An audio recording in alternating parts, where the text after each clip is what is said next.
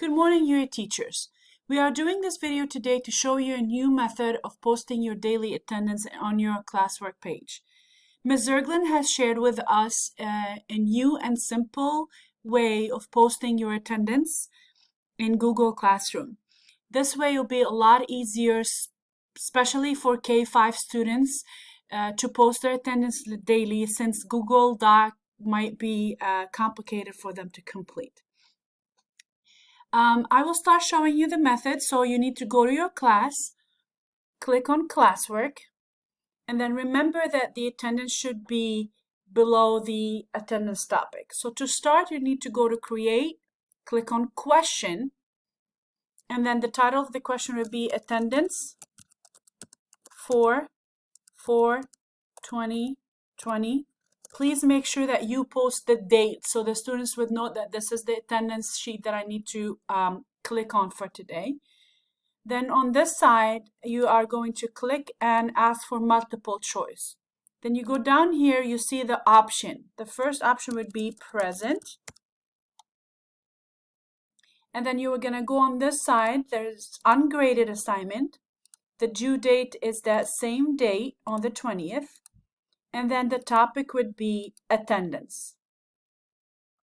You're going to go and post it, or you can schedule it, whichever. If you want to schedule it, you can go here, post schedule, and then it will post on the 20th.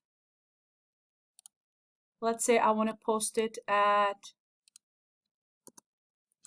1 p.m. And then I schedule. So the students will be able to see it at 1 p.m. If you click on the assignment, then go to, gonna go back here.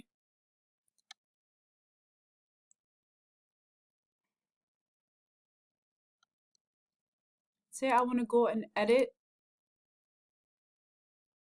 I don't want to schedule it anymore. And then I'm gonna post it. So I'm gonna post the attendance.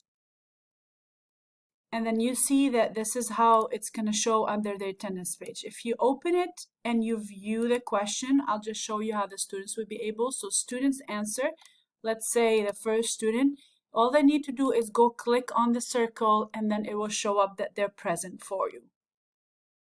Again, that's an easier way of posting the attendance for elementary. And then here under the question, it might give you a list of all the students that were present.